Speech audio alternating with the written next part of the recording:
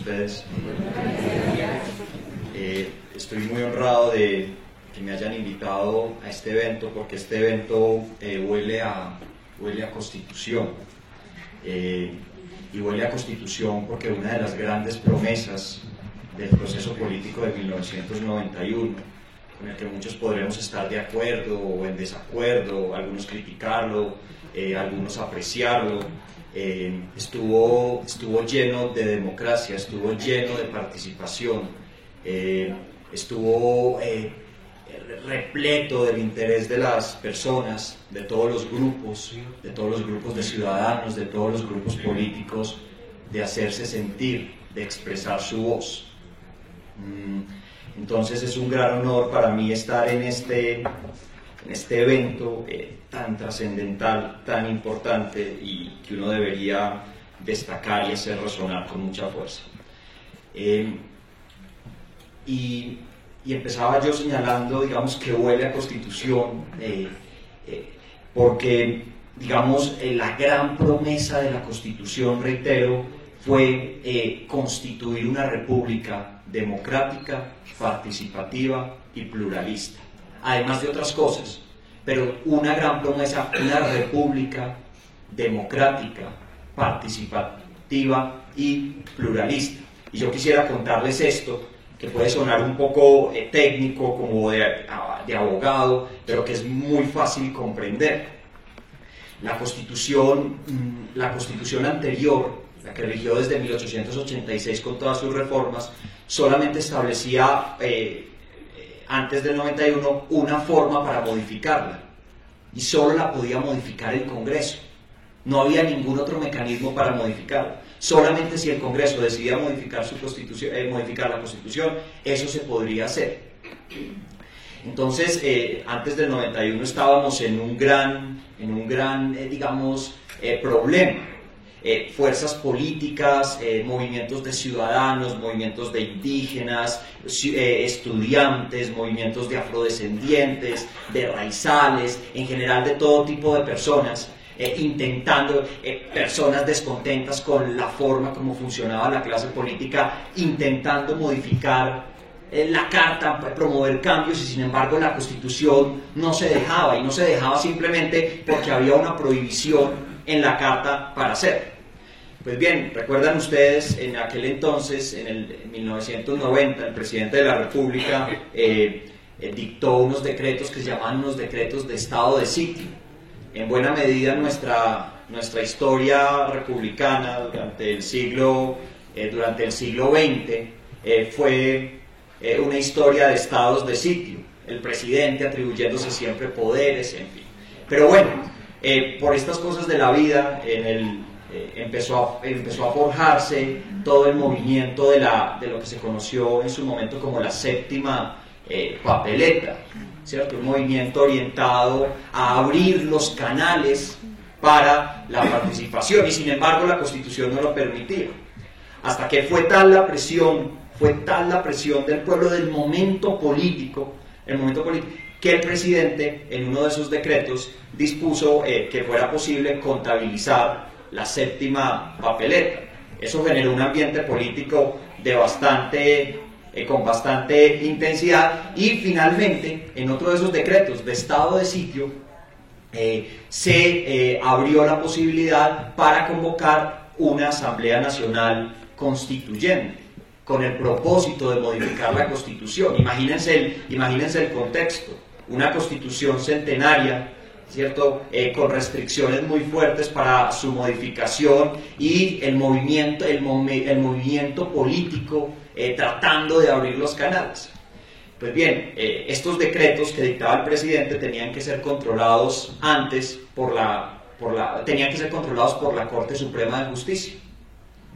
Entonces la Corte Suprema de Justicia cumplía las funciones de defensora de la Constitución, y la Constitución decía que solamente se podía reformar por el Congreso, no por una Asamblea Nacional Constituyente, que era lo que estaba tratando de hacer el gobierno por la presión del pueblo, por la presión popular de los diferentes movimientos. Y la Corte Suprema, en un fallo histórico, dijo que a pesar de que la Constitución decía eso, lo que se estaba intentando manifestar en ese momento era el poder constituyente primario.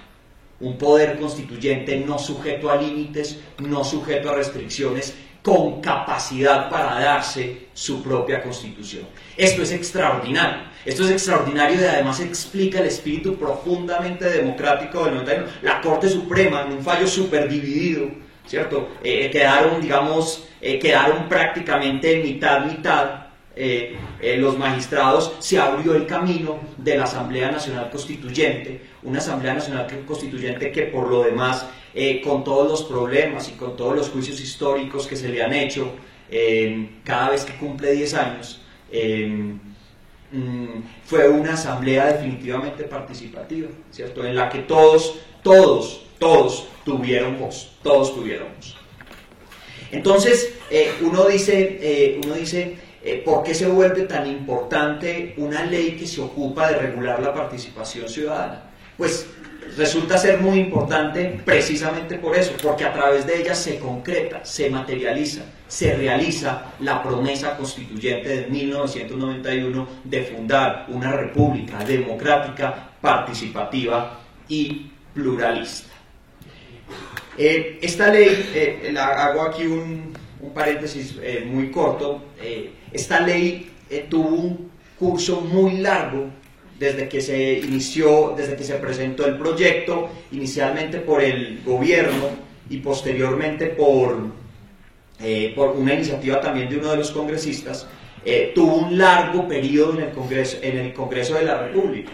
Eso obedeció a varias razones.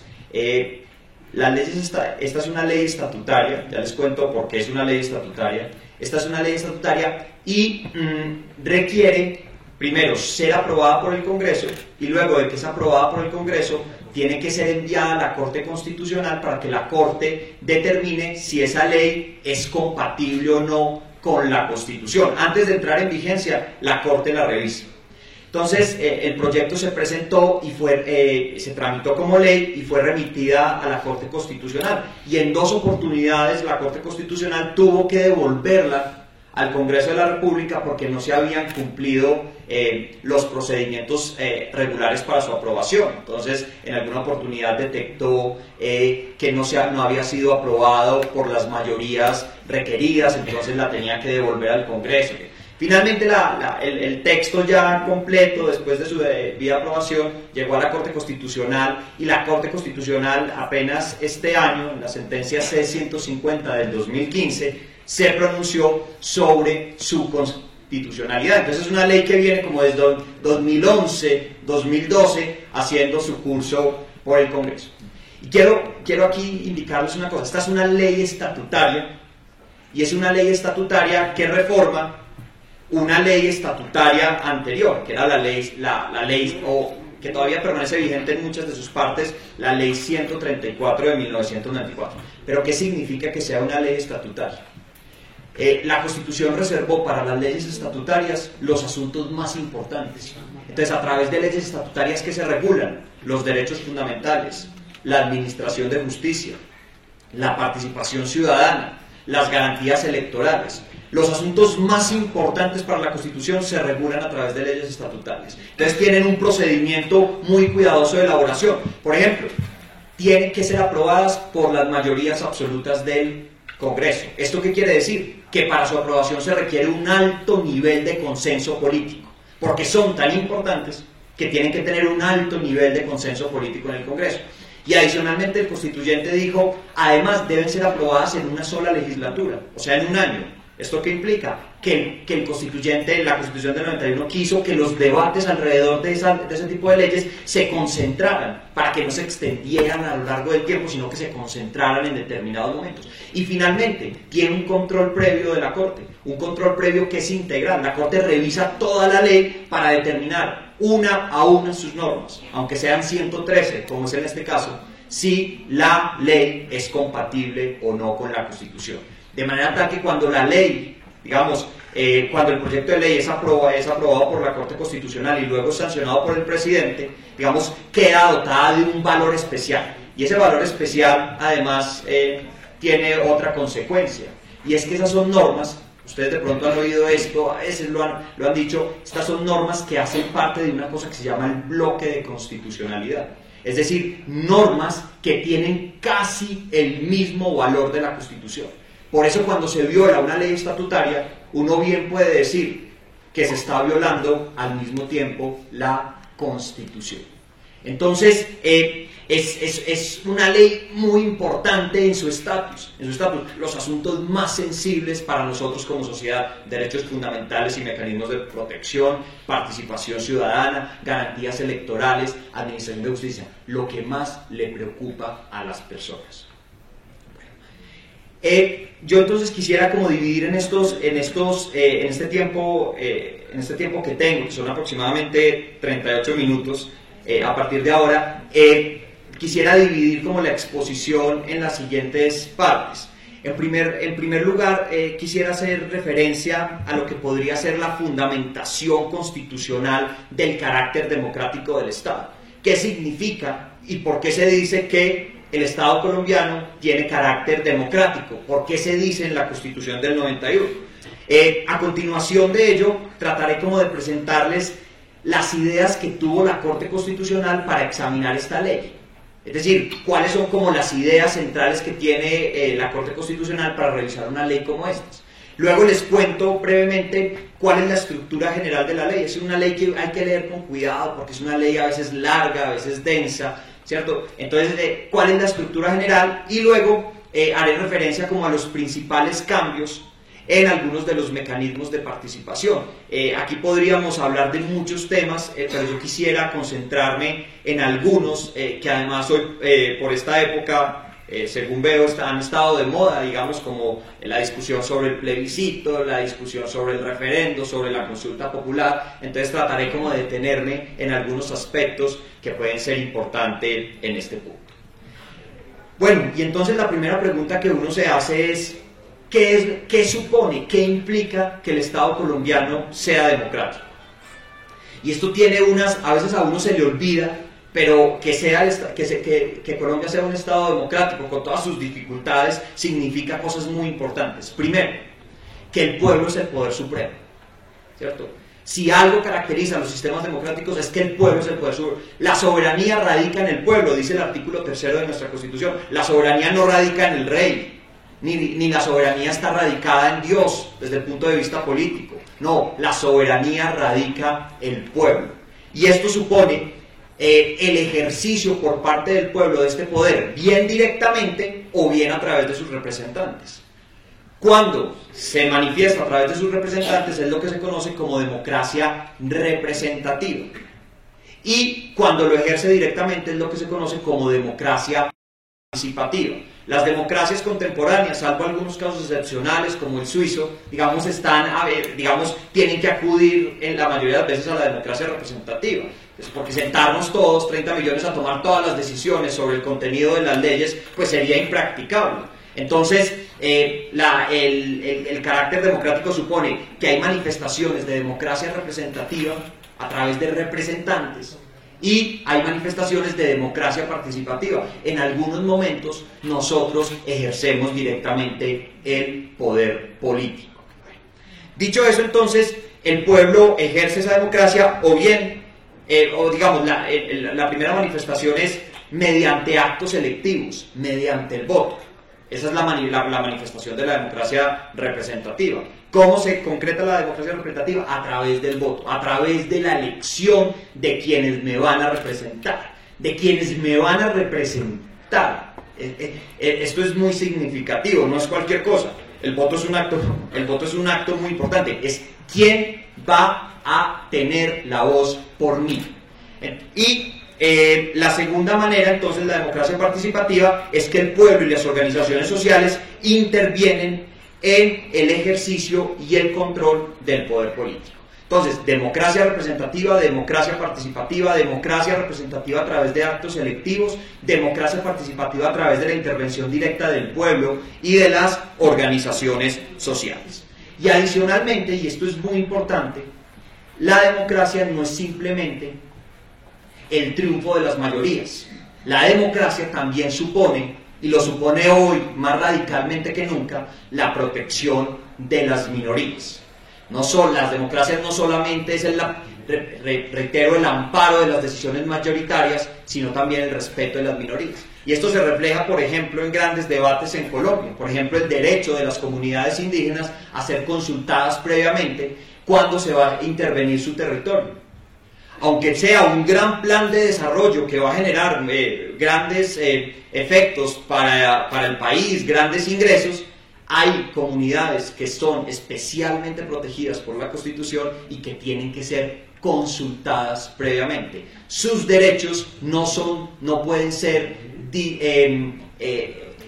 utilizados, no pueden ser eliminados por las mayorías. Esto antes no era así. Recién terminó la Revolución Francesa, fue el triunfo de las mayorías, ¿cierto? Y la mayoría era la mayoría burguesa, ¿cierto? Hoy ya la democracia no es el triunfo de las mayorías, es la coordinación entre mayorías y minorías, y muchas minorías están especialmente, piensen en comunidades afrodescendientes, indígenas, comunidades raizales y palenqueras, entre muchas otras. Bueno. El carácter participativo de nuestra democracia indica, digamos, hay unas ideas muy importantes, y es: debe profundizarse en cuanto sea necesario, absolutamente necesario, la democracia representativa, y debe profundizarse en cuanto resulte posible la democracia participativa. Estas ideas creo que son muy importantes, ¿cierto? Es decir, la democracia representativa parece ser necesaria porque no nos podemos sentar todos nosotros a tomar las decisiones, ¿cierto? Entonces, en cuanto sea absolutamente necesario, democracia representativa, pero en cuanto sea posible, democracia participativa. Esto lo que supone es una fuerza expansiva de la democracia participativa, de la posibilidad de los ciudadanos de ejercer directamente el poder político. Entonces, hemos dicho lo que supone el carácter democrático del Estado, hemos dicho lo que supone que sea una democracia participativa, esto es, en cuanto sea necesario la democracia representativa, en cuanto sea posible la democracia participativa. ¿Y cómo se concreta más específicamente esa democracia participativa? O mejor, esa democracia. Hay un artículo importantísimo en la Constitución que los interesados en la participación no pueden dejar de leer, que es el artículo 40. El artículo 40 reconoce el derecho a conformar, ejercer, el derecho fundamental de los ciudadanos a conformar, ejercer y controlar el poder político. Derecho fundamental. Hay un profesor que dice que un derecho fundamental es algo así como aquellas pretensiones políticas y morales de una sociedad que la sociedad está dispuesta a proteger así se caiga el mundo.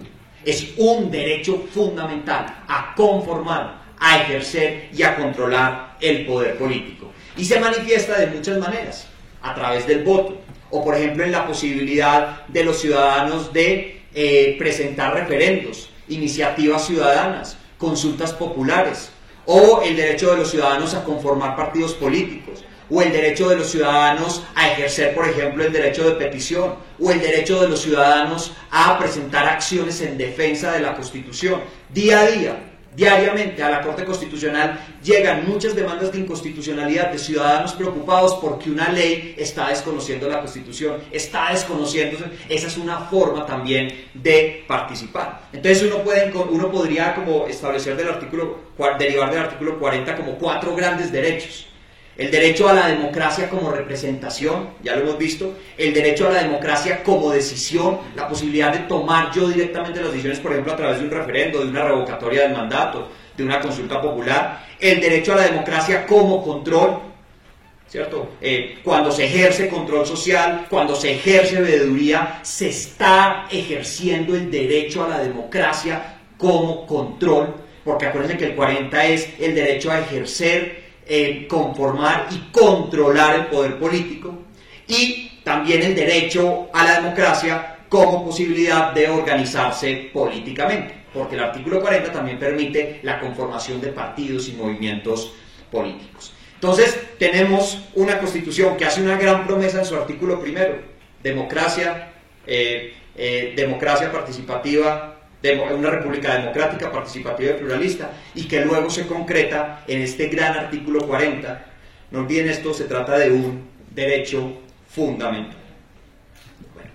Y esto entonces ya tiene algunas consecuencias específicas que fueron consideradas, que han sido consideradas por la Corte Constitucional para evaluar leyes como estas. Y la primera gran idea es el carácter expansivo de la democracia. La democracia tiene un poder, un gran poder de penetración en todos los escenarios donde se discuten problemas públicos o privados. Y miren, la democracia no es solamente la democracia en el Congreso, la democracia es la democracia en la familia, la democracia es la democracia en el conjunto residencial. Miren, hay por ejemplo una discusión vieja, si ustedes recuerdan, cuando se trata de conjuntos residenciales, el voto de cada persona en principio vale según su propiedad. Entonces, si usted tiene una propiedad privada muy grande, su voto vale más que aquel que tiene una propiedad más pequeña. Es lo que se denomina en esa ley coeficientes de copropiedad. Entonces, ¿cuántos coeficientes de copropiedad hay? Entonces cada uno vota y así se conforman las mayorías. Una vez un ciudadano demandó eso y dijo, ¿pero por qué? Si la democracia, un principio de la democracia es que cada persona tiene un voto y su voto tiene el mismo valor. Entonces había una gran tensión entre cómo se tomaban las decisiones allá y qué era lo que exigía la democracia. Y lo que la Corte Constitucional dijo en esta decisión es que cuando se trataba de decisiones no económicas, como por ejemplo uso de la piscina, uso de zonas comunes, en fin, de espacios públicos de recreación, la decisión era una persona por un voto. Y cuando se tratara de decisiones económicas, como por ejemplo fijación de cuotas de administración, pues se tomaban en función del coeficiente de copropiedad. Pero miren la forma como la democracia invade escenarios en los que uno diría, pero la democracia, ¿qué hace allá? No, la democracia tiene mucho que hacer allá. ¿O qué hacen los colegios la democracia? ¿Cómo así que el manual de convivencia hay que concertarlo con los estudiantes? Si las relaciones de educación tienen que ser unas relaciones jerárquicas, diría alguien. No, porque la democracia se proyecta también en aquellos espacios educativos. Bueno, entonces, esto es muy importante, el carácter expansivo. A veces la Corte lo denomina la vis expansiva de la democracia. Bueno, la segunda gran idea que ha tenido la Corte para juzgar leyes como estas, es la regla de la mayoría limitada. Y la regla de la mayoría limitada lo que indica es que las mayorías no pueden tomar las decisiones, no pueden tomar todas las decisiones. Hay decisiones que las mayorías no pueden tomar. Por ejemplo, las mayorías no pueden tomar la decisión de anular un derecho de una minoría. Las mayorías no pueden tomar la decisión de establecer la prisión perpetua a menos que se cambie la Constitución. Tampoco pueden establecer las mayorías que las comunidades, las personas de la tercera edad no tienen derecho a tal cosa, porque no está una regla básica de la democracia es la de la mayoría limitada. Adicionalmente, otra gran idea en relación con el juzgamiento de estas normas es los ciudadanos tienen la libertad de asumir actitudes activas o pasivas frente a la democracia. Naturalmente, todos diríamos qué bueno que se trate de una ciudadanía activa, ¿cierto? Que participe ampliamente en los procesos, en fin, ese es un buen ideal, pero también existe una libertad constitucional, ¿cierto?, de asumir actitudes pasivas. Y las actitudes pasivas se pueden asumir de diferentes maneras. Entonces, una gran discusión que se ha presentado en esto es si, por ejemplo, hay algunos mecanismos de participación, como por ejemplo la consulta popular, que requiere que un número de ciudadanos participe. Entonces requiere participar la tercera parte del censo electoral, es lo que se denomina el umbral, ¿cierto? Entonces la pregunta es, ¿puede el Estado colombiano premiar a las personas que participan en esos procesos que requieren umbral? Y lo que ha señalado la Corte es que no es posible premiar en aquellos casos en los que se requiere el umbral. ¿Por qué? Porque los ciudadanos también tienen la posibilidad, como un mecanismo de oposición a determinada decisión, no participar para que no se cumpla el umbral. Entonces, o sea, hay en otros como el voto, en los que no hay en las elecciones, en las que no hay umbral, en las que sí se puede premiar la participación. Bueno. La otra era la regla que ya les mencionaba, que es una regla clásica de la democracia, y es una persona, un voto. Este es un gran triunfo. A veces a uno se le olvidan estos grandes triunfos, pero cuando fue aprobada cuando se ocurrió todo lo de la Revolución Francesa, la gran pelea de lo que se denominaba el tercer estado, que era el pueblo, era porque si ellos eran más, solamente tenían un voto, y la nobleza y el clero, que eran menos, tenían también un voto. Entonces, esta regla no se puede olvidar, la regla de una persona, un voto. La otra regla importante es la prohibición de estatizar la democracia y, en consecuencia, la obligación de proteger el pluralismo.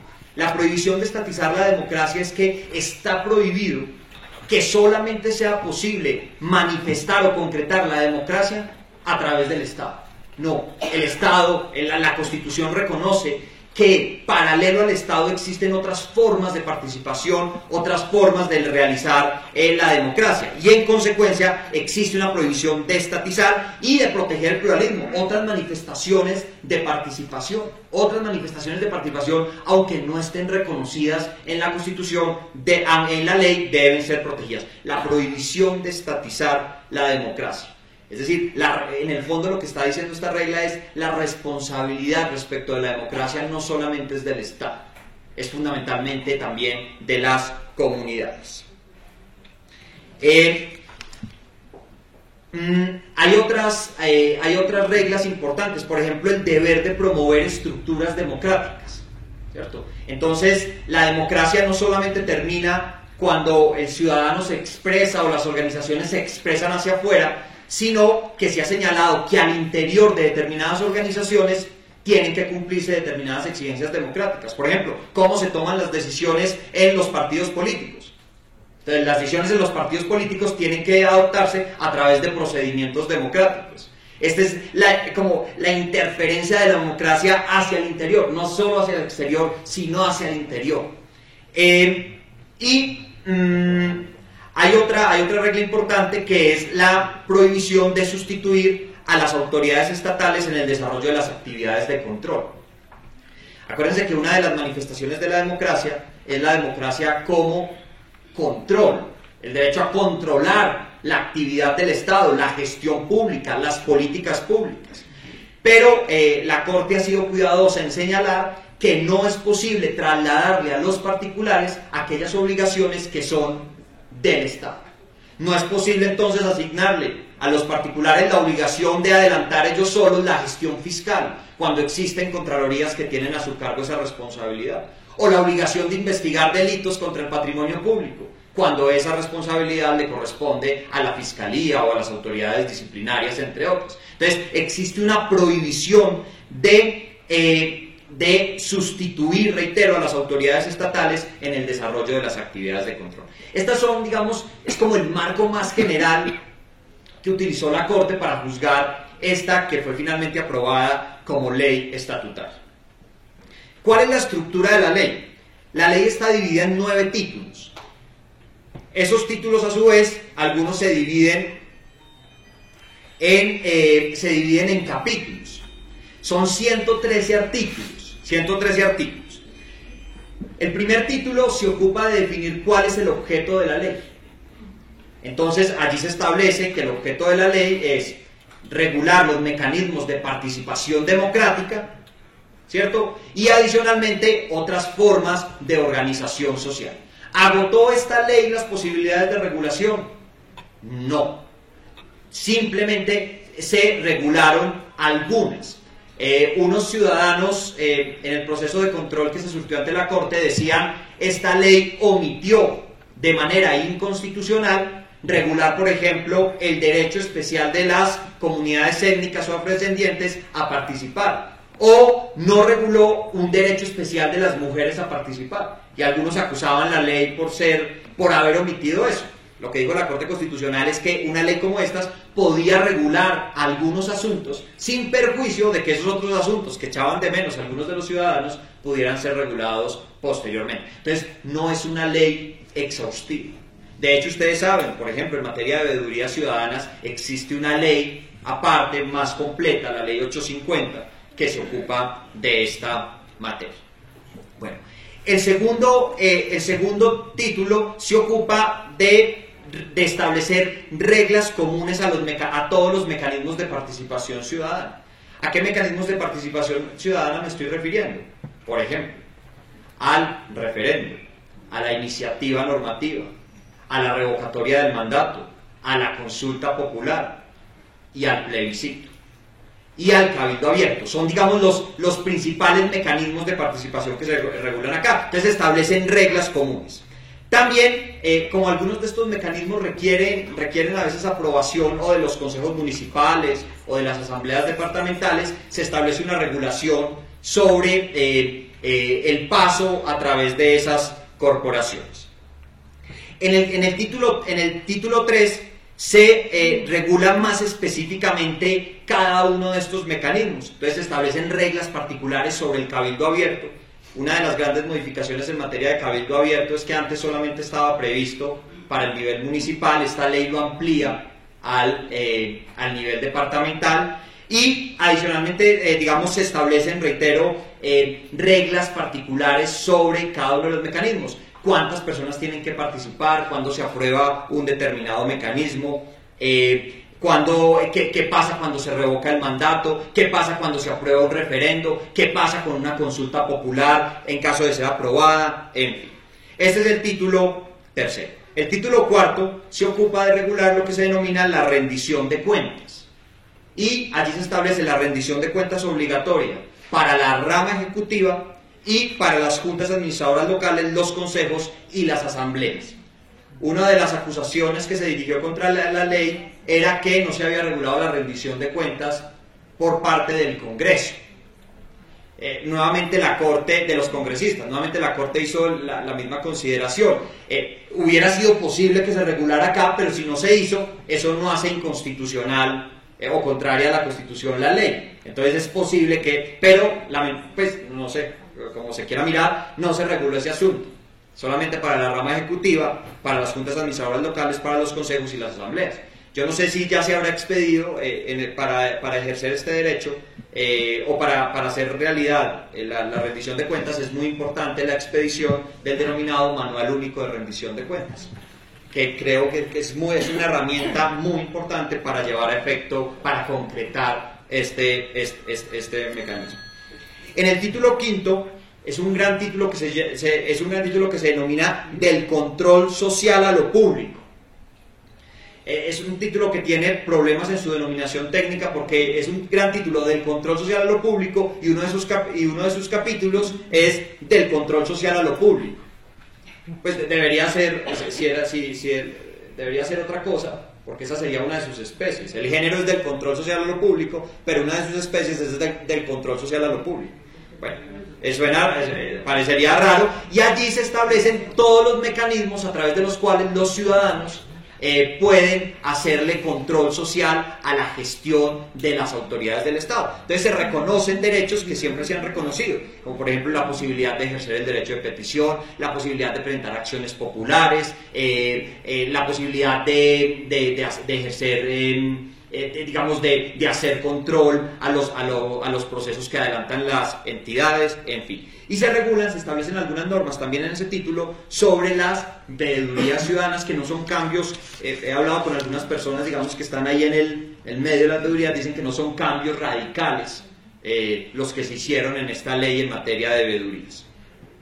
El título sexto se denomina de la participación social ante las corporaciones públicas de elección popular y ante el Congreso de la República. Entonces la participación ante el Congreso, ante las asambleas y ante los consejos. ¿Cómo los ciudadanos pueden participar en las discusiones que se adelantan en cada una de esas corporaciones? ¿Cómo pueden solicitar información de lo que allí se hace?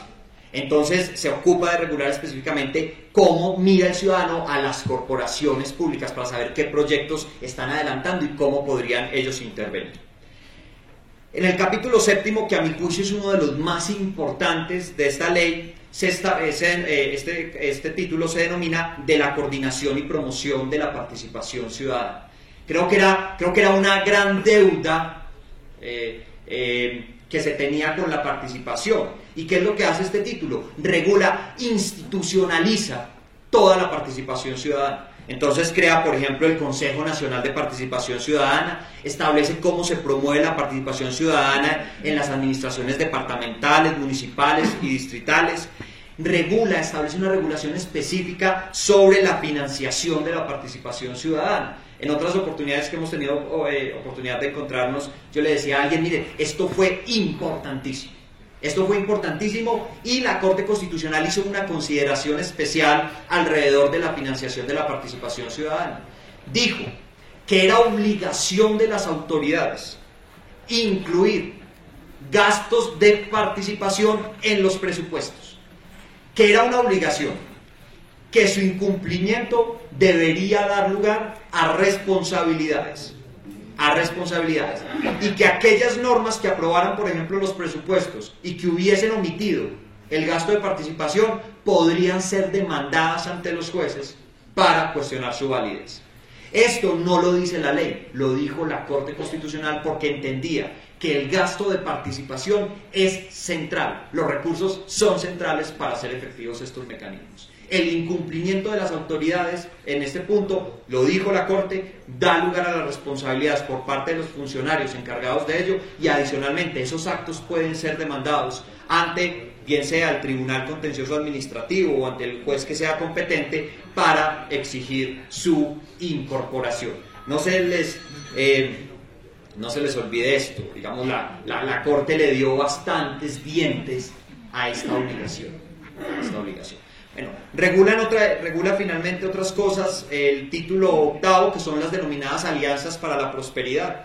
Eso es la posibilidad de llegar a acuerdos cuando se pretendan adelantar proyectos mineroenergéticos entre la comunidad, las empresas privadas, el gobierno, alrededor de estos proyectos. Fue acusada porque la expresión alianzas para la prosperidad se asociaba a un gobierno especial. Entonces un ciudadano dijo, ¿cómo es posible que en una ley de participación se incluya un nombre que corresponde a un programa de un gobierno? Y la Corte Constitucional consideró que no existía, digamos, ningún problema por eso, ¿cierto? Digamos, pues es una opción, es un buen o mal nombre, pero digamos eso no lo hace inconstitucional. Y muy importante señalar, como se trata de acuerdos para proyectos mineroenergéticos, dice la ley y dijo la Corte Constitucional claramente que eso nunca sustituía de ninguna manera el deber de realizar consulta previa cuando se afectaran a comunidades étnicas. Y el último título, que es el título noveno, es el que se denomina título de disposiciones válidas. Les dice cuándo entra en vigencia la norma, establece algunas pistas sobre cuál es el alcance de los derechos de los ciudadanos, los deberes, Como ya se está acabando el tiempo, sí, ya me quedan 10 minutos. Entonces, quisiera como darles algunas ideas sobre las principales regulaciones para que ustedes puedan leer luego posteriormente la ley un fin de semana, ¿cierto? Y entonces hay algunos grandes mecanismos en esta ley. El primer mecanismo es el denominado iniciativa popular legislativa y normativa. ¿Qué es este mecanismo? Que en verdad es un derecho. Es el derecho de los ciudadanos a presentar proyectos de normas. ¿Ante quién? Ante los consejos, ante las asambleas o ante el Congreso. Es el derecho de los ciudadanos a presentar proyectos para que sean debatidos en el Consejo, en la Asamblea o en el Congreso. ¿Qué se requiere, digamos, para que uno pueda presentar un proyecto? Si el propósito es presentar un proyecto de ley o un proyecto de modificación de la Constitución, se requiere un apoyo del 5% del censo electoral. Entonces yo tengo que reunir firmas correspondientes al 5% electoral para poderlo presentar al Congreso de la República. Y si es un referendo, si es una iniciativa territorial, para presentar una norma en el Consejo o en la Asamblea, se requiere el 10% del censo electoral. Ahora, ¿qué implica esto? Esto implica varias cosas importantes. Porque uno dice, bueno, lo presenta y entonces ¿qué? ¿Qué pasa? Entonces, ¿qué dice la ley? La ley dice que primero el proyecto tiene que ser tramitado como proyecto urgente, ¿cierto? Esta es una posibilidad excepcional. Solamente el presidente de la República en algunas leyes puede decir tramítese de manera urgente. Cuando viene respaldado por el pueblo hay que tramitarlo de manera urgente. Los términos para su discusión y para su aprobación son improrrogables. Y debe dársele un procedimiento prioritario frente a otros proyectos. Y el vocero de la iniciativa tiene el derecho a participar con voz, naturalmente sin voto porque no es electo, en las discusiones alrededor de ese proyecto. Este derecho no es un derecho a que aprueben el proyecto, es un derecho a presentarlo y a que lo discutan. Y es muy importante porque si no es aprobado, los ciudadanos pueden solicitar que se realice un referéndum. Ah, bueno, no lo quisieron aprobar los consejos municipales, no lo quisieron aprobar la asamblea, no lo quiso aprobar el Congreso, pues nosotros vamos a llamar al pueblo para que el pueblo, como árbitro final de la disputa democrática, tome esta decisión. Solamente se pueden presentar proyectos que correspondan a la respectiva entidad territorial. Hay otras restricciones. Por ejemplo, no se pueden presentar proyectos sobre amnistías ni indultos porque son de iniciativa exclusiva del gobierno, entre otros. Ahí en la ley aparecen otras restricciones. El segundo gran mecanismo es el referendo. ¿Qué es el referendo? Es el derecho del pueblo a ser convocado para que apruebe o rechace un proyecto de norma o derogue una vigente. En el anterior es el derecho del pueblo a presentar un proyecto para que sea discutido en el Congreso, en los consejos, en las asambleas o en las juntas administradoras locales. El referendo es un derecho del pueblo a ser convocado para que él decida si se aprueban determinadas normas o si se derogan algunas ya vigentes. Hay muchas modalidades de referendo. Desde la perspectiva de la materia sobre la cual se pronuncia, uno podría hablar de referendos constitucionales cuando el objeto es una norma de la Constitución, referendos legales cuando la norma es una ley, o referendos territoriales cuando, por ejemplo, lo que se busca discutir es un acuerdo de un consejo municipal o una ordenanza de una asamblea departamental. ¿Qué otras posibilidades existen? Miren, esta ley amplió las posibilidades del referendo. Yo les contaba, una primera posibilidad del referendo es cuando no se aprueba la iniciativa presentada por los ciudadanos, surge la posibilidad del referendo. Otra posibilidad es que la asamblea departamental o el consejo municipal convoquen al pueblo para que él se pronuncie sobre la aprobación o no de una determinada norma.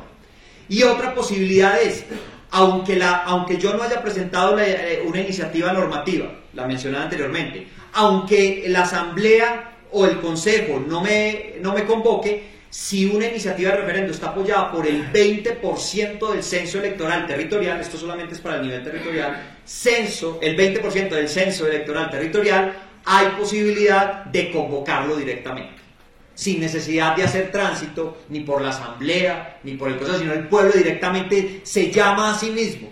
Vamos a decidir sobre este asunto, ¿cierto? Porque tenemos el 20% del censo. Hoy por hoy, digamos, la discusión sobre los referendos se ha vuelto importante porque es una de las discusiones sobre cómo, por ejemplo, deberían aprobarse los acuerdos en un eventual proceso de paz. Lo que yo quisiera destacar simplemente acá es para que un referendo sea aprobado, se requiere que participe la cuarta parte del censo electoral, ya sea en el nivel nacional o en el nivel territorial, y lo apruebe la mitad más uno. ¿Qué se aprueba? Reitero, se aprueban normas.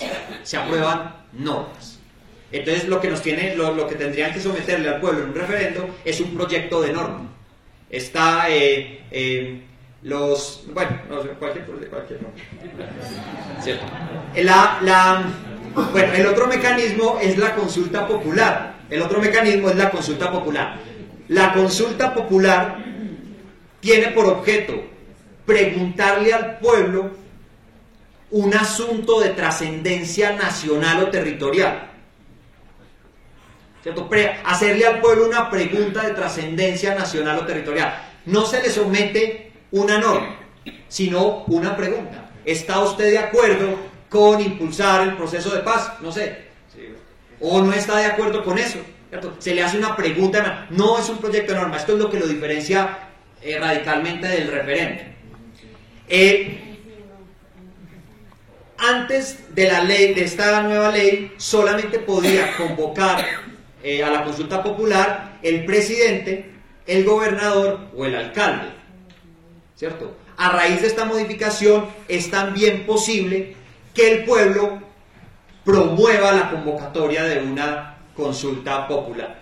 Sobre esto hubo una discusión importante en la Corte. Finalmente la Corte declaró constitucionales estas normas, y si es una iniciativa de consulta popular nacional se requiere el 5% de apoyo del censo electoral, y si es una iniciativa territorial se requiere del 10% del censo electoral. Para aprobar una iniciativa de estos, ¿qué se requiere? Que participe la tercera parte del censo electoral, no la cuarta como en el referéndum, la tercera, o sea, es un umbral más alto, y que sea aprobado por la mitad más uno de los participantes. Aquí miren que lo que se hace una pregunta general que tiene que implementarse a través de diferentes vías. Puede ser que tenga que implementarse por el Congreso, o que se tenga que implementar por el presidente, o por el gobernador y la asamblea, o por el alcalde y el consejo. Lo cierto es que si, por ejemplo, el Congreso no aprueba una ley que sería obligatoria para implementar la decisión del pueblo en una consulta popular, el presidente lo puede hacer mediante un decreto, ¿cierto? Es un mecanismo bastante interesante, pero requiere una participación mínima también muy alta. Hay algunos asuntos que no se le pueden consultar al pueblo. Por ejemplo, en el nivel territorial no se le puede hacer una pregunta del nivel nacional, ¿cierto? Solamente se le puede hacer preguntas del nivel territorial. ¿Cómo? No, porque es decir, hay asuntos, por ejemplo, la fijación de delitos y de penas. Hay asuntos que solamente le corresponden al Congreso. Imagínense ustedes los consejos municipales aprobando allá delitos, ¿cierto? Es un asunto nacional. Ahora, lo más complejo es determinar cuándo un asunto es nacional y cuándo es territorial. Esa es la gran discusión. Esa discusión se ha presentado alrededor de algunos debates importantes aquí en Bogotá, por ejemplo. En fin, bueno. El otro mecanismo que existe, que también se denomina consulta popular, ya voy acabando, es la consulta popular constituyente. La consulta popular constituyente tiene por objeto preguntarle al pueblo si está de acuerdo con convocar una asamblea nacional constituyente a fin de modificar la Constitución. Este asunto también ha aparecido en el último tiempo, ¿cierto? Entonces, ¿cómo se convoca aquí una asamblea nacional constituyente? El Congreso tiene que aprobar una ley mediante la cual se convoca al pueblo para que el pueblo se pronuncie si está de acuerdo con convocar una asamblea nacional constituyente, ¿cierto? Es un proceso bastante complejo, pero es que se trata de una forma de modificar la Constitución. ¿Qué dice la Constitución sobre esto? Que para que se apruebe la convocatoria a una Asamblea Nacional Constituyente, es que ese es el mecanismo más difícil de aprobar, se requiere que lo apruebe la tercera parte del censo electoral. No que participe la tercera parte del censo electoral como en el caso de la consulta popular o en la cuarta parte en el referéndum. Que lo apruebe la tercera parte del censo electoral, que es bastante difícil, pero ahí está, digamos, este camino. Claro, es que como a través de la Asamblea Nacional Constituyente podríamos, por ejemplo, derogar la Constitución, pues digamos hay que asegurarse que la voluntad popular tenga claro que ese es el propósito. Bueno, el otro mecanismo es el plebiscito. Aparentemente está en proceso de algunos ajustes en el Congreso de la República. El plebiscito, tal y como está hoy regulado, tiene por objeto someter al pueblo una decisión política del presidente de la República. Solamente del presidente de la República. El plebiscito solamente es en el nivel nacional, no hay plebiscito en el nivel territorial. Se ha discutido mucho sobre su carácter obligatorio. si se somete a una decisión política, digamos, no es una consulta al pueblo como la consulta popular, no es un proyecto de norma como el referendo, una decisión política, algunos dicen que en verdad es simplemente un acto político como de respaldo, de rechazo a una decisión del presidente de la República. Pero no, pero digamos no hay más regulación sobre eso. Se requiere que participe el 50% del censo electoral y que lo apruebe más del 50% del censo electoral, ¿cierto? Que participe por lo menos el 50%. Es muy en general un plebiscito que se ha aprobado es bastante difícil. No he podido oír ahí en las noticias que están tratando de reducir esa participación. Listo, ya voy, déjenme terminar con este punto y ya. La revocatoria del mandato, que es el último gran mecanismo que se establece en la Constitución. La revocatoria del mandato tiene un origen muy interesante y es el denominado voto programático. El voto programático es que cuando yo elijo a un alcalde o a un gobernador, estoy eligiendo un programa, no una persona, y en consecuencia, incumplir el programa propuesto por esa persona le permite al pueblo revocar su mandato. Esto es consecuencia del voto programático. Yo no elijo personas, elijo fundamentalmente programas. Entonces, uno podría denominarlo como un derecho político mediante el cual los ciudadanos dan por terminado el mandato de alcaldes o gobernadores. Hoy solamente está previsto para alcaldes y gobernadores.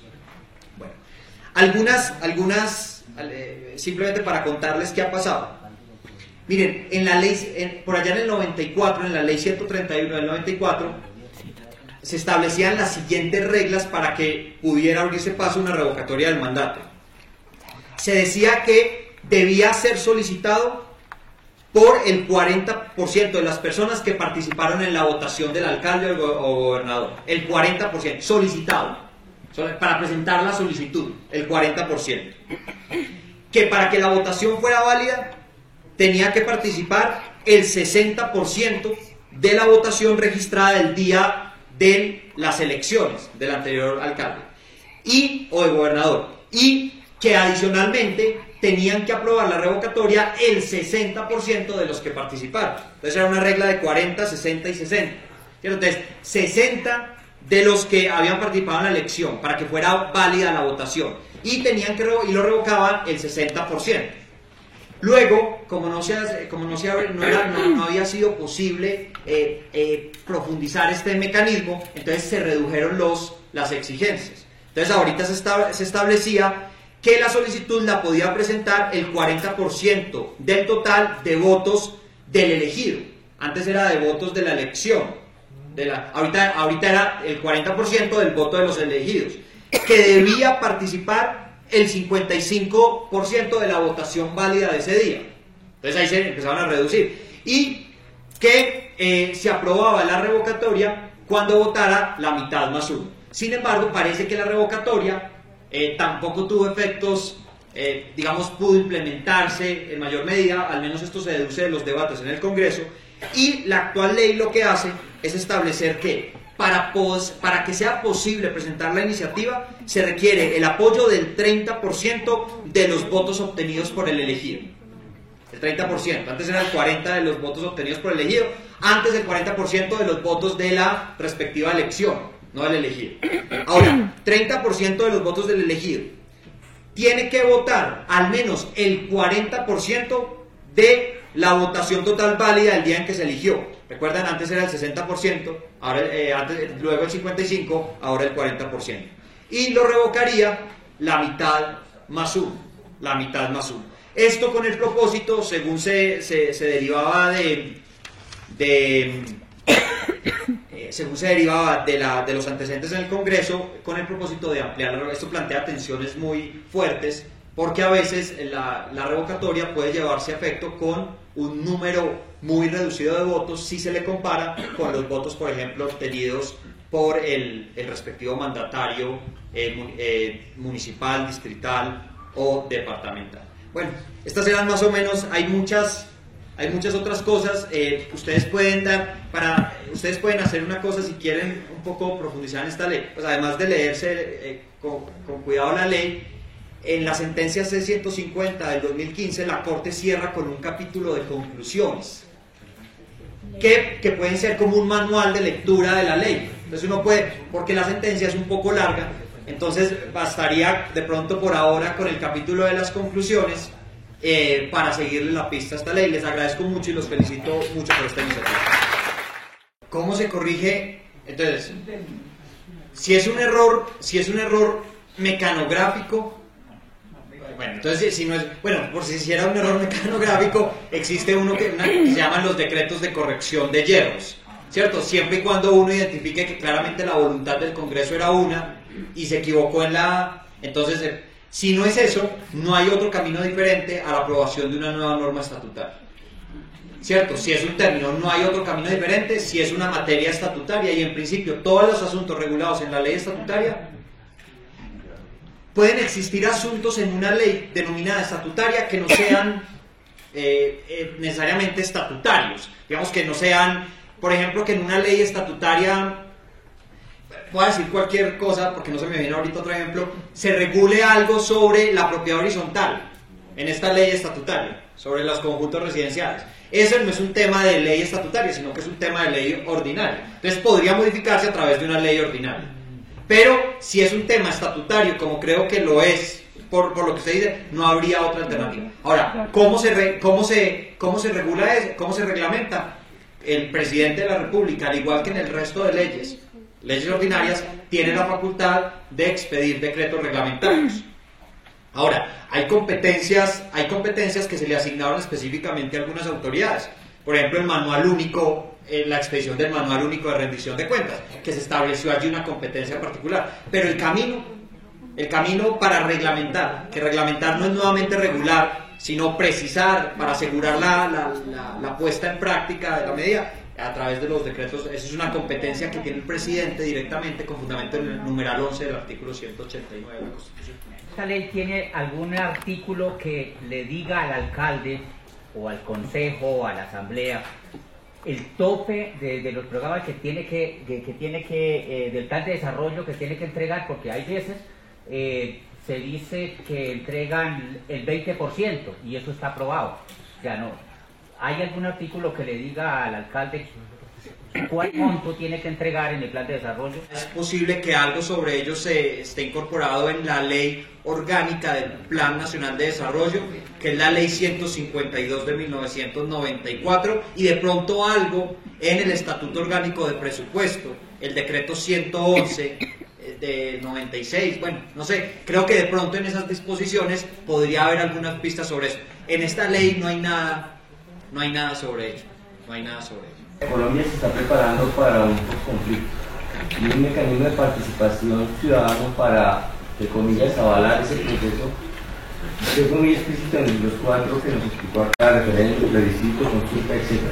Desde su punto de vista como jurista, como magistrado, ¿cuál sería el mecanismo más adecuado para que la ciudadanía pudiera avalar ese proceso? Hombre, no, yo no sé y creo que no puedo, no sé, digamos todos, no sé. Todos tienen sus riesgos, todos tienen sus tienen sus desafíos, lo único, no, pues es cierto, más o menos esa es la idea. Nosotros somos ciudadanos que ejercemos veedurías y estamos hablando de mecanismos de control y de comunicación, en donde estos mecanismos nos dan muchas herramientas para nosotros poder tener injerencia a nivel de veedurías, digamos, seguimientos. ¿Por qué no hay una pedagogía o por qué no hay una parte en donde eduquen al ciudadano en esto? Porque esto es complicado y Estoy molestando. Semana para leer, uno queda azul. Pero si hubiese personas que nos dieran toda esa información como masticadita para poder ejercer, ¿sí? Sería importantísimo. Digamos, yo creo dos cosas. Primero, hay una parte de gran responsabilidad del Estado sobre esto, digamos, de las autoridades con competencia en esta materia, como el Consejo Nacional Electoral, la Registraduría Nacional del Estado Civil. Una parte creo que es responsabilidad del Estado, pero indudablemente creo que una parte de la responsabilidad es en buena medida nuestra. Si uno le deja esto en manos a los abogados, ¿cierto? Pues pierde su propósito. Pues tiene una filosofía muy ciudadana. Yo lo que creo lo siguiente. Primero, una responsabilidad le corresponde al Estado, pero otra responsabilidad es claramente nuestra. Ahora, yo creo que si se hace realidad la nueva institucionalidad, antes inexistente formalmente, por lo menos prevista ahora en la ley, yo creo que eso tendría que cambiar. La creación de un Consejo Nacional de Participación Ciudadana, la obligación de crear oficinas en el territorio, de secretarías encargadas de divulgar los mecanismos de participación, la obligación de incorporar gastos de participación en los mecanismos. Entonces, ahí lo que uno sí tiene que hacer es empezar a hacer veeduría y control de que eso se cumpla. Yo, digamos, por eso insistía tanto en lo que dijo la Corte en esa oportunidad. Entonces, sí, probablemente falta pedagogía a cargo del Estado, pero creo que uno no podría esperar que todo, y este es un buen escenario, digamos, la veeduría hace un gran esfuerzo por crear espacios para esta divulgación. Claro, esto necesita seguramente talleres particulares en donde uno se entiende, hombre, qué significa el 5% del censo electoral, cómo se cuenta eso, cómo se presenta una iniciativa ante la registraduría, cuántos votos, necesito firmas, qué hace el vocero, qué hace el comité promotor, bueno, todas esas cosas que yo creo, pero lo primero es el fin de semana hacer lectura de la ley. ¿Cuántos mecanismos de participación ciudadana hay y cómo el orden? Entonces, empecemos. La consulta popular. La consulta popular puede ser una consulta popular normal, es decir, para una decisión aprobada, una consulta hecha por el presidente de la República, el gobernador o el alcalde. Puede ser una consulta popular también por iniciativa popular, y puede ser también una consulta para convocar la Asamblea Nacional Constituyente. Ahí tendría uno como siete formas de consulta popular. En materia de referendo, pues hay referendos nacionales, territoriales, hay referendos que aprueban leyes o que aprueban normas, hay referendos que derogan normas, hay referendos para modificar la Constitución. Bueno, ese es el otro. Entonces ahí tenemos, digamos, uno tendría ahí sumando como 11, como 12. Revocatoria del mandato, digamos, hay revocatoria del mandato departamental y municipal, ¿cierto? Hay plebiscito, el plebiscito solo es nacional, ¿cierto? Revocatoria, y hay iniciativa popular, normativa y legislativa, ¿cierto? Que tendría diferentes variantes. Y está el cabildo abierto, naturalmente, que es naturalmente estaba pensando en los mecanismos de estudios de participación, pero claramente las veedurías y todas las actividades otras de control social son mecanismos de participación. Acuérdense que la democracia es el derecho también, no solamente a conformar, a ejercer, sino también a controlar. Por eso también son mecanismos de participación. Ahora, si hay una jerarquía entre ellos, creo que no. Cada uno responde a lógicas y a propósitos diferentes, ¿cierto? En algunos casos será más conveniente someter a consideración del pueblo un proyecto de norma. A veces será mejor hacerle una pregunta general, la distinción entre consulta y referendo. A veces será mejor hacer un plebiscito, no sé, no hay ninguna jerarquía, es dependiendo del propósito. Lo que yo sí creo es que uno no le debe tener miedo a la democracia, ¿cierto? No le debe tener miedo a la democracia. Si estamos en un sistema democrático, no hay por qué tenerle miedo a la democracia. Que la gente participa, se une, pero si uno no está avalado por una organización, por una institución, no se le respeta y no se le responde. Entonces, como veedor ciudadano, uno puede exigir una serie de documentos y cosas a una institución.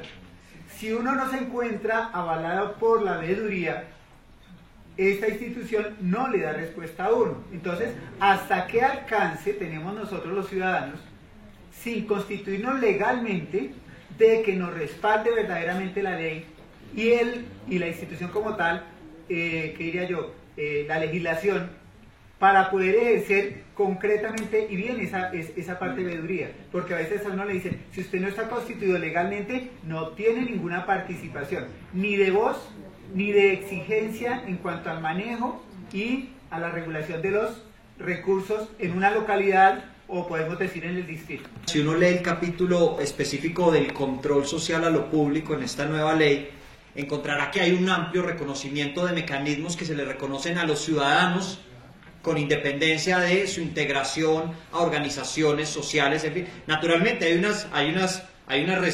pueden existir algunas restricciones, pero por ejemplo, el ejercicio, ahí se menciona como uno de los mecanismos de control de la acción de tutela, por ejemplo. Si uno afirma que el derecho a la participación es un derecho fundamental, ¿cierto? Si uno hace esa afirmación, que es una afirmación indiscutible hoy en el estado actual del derecho constitucional colombiano, inmediatamente entonces uno puede invocar la acción de tutela para proteger esos derechos. Entonces, lo que yo creo es que probablemente falta mayor actividad alrededor de este punto. Miren, a la Corte Constitucional llegan aproximadamente al mes 60.000 expedientes de tutela de todo el país para su eventual selección. 60.000. Imagínense eso, esto refleja el país, ¿cierto? Pero los casos en los que uno ve discusiones profundas alrededor de la participación ciudadana son muy reducidos. Entonces ve uno más que todo discusiones alrededor de lo que es muy importante para las personas: pensiones, salud, derecho de trabajo, educación, derecho de petición, a veces, pero petición para resolver problemas. Pero ve uno, digamos, no constata uno un grande debate sobre participación ciudadana. Creo que ahí están a la mano en esta nueva ley, ¿cierto? Porque yo creo que un avance de ese capítulo del control social a lo público es que dijo, mire, el control social a lo público se ejerce a través de los siguientes derechos. Tal, todos los ciudadanos lo pueden hacer. Y si eso es un derecho fundamental, pues es susceptible de ser exigible mediante la acción de tutela. Y creo que en esto a los ciudadanos les claro, uno siempre es escéptico con esto. Dice, no, pero es que esto no, esto hay que hacerlo. Si una autoridad, pero digamos eso este es un problema seguramente de derecho disciplinario, ¿cierto? Si una autoridad incumple una de las obligaciones establecidas en la ley estatutaria, la ley 734 establece sanciones para eso. Ahora, que esto sea difícil en la práctica, probablemente es difícil, pero que esto es diferente a lo que ocurría antes de 1991, es una verdad radical. Es una verdad radical. Ahora, indudablemente, a todos nos ha pasado y somos escépticos frente a algunas cosas, pero yo creo que hay que, no sé, hay que seguir pedaleando con esto porque vale la pena, a pesar de que a veces nos vaya mal, pero hay que creer, yo creo. ¿Sí?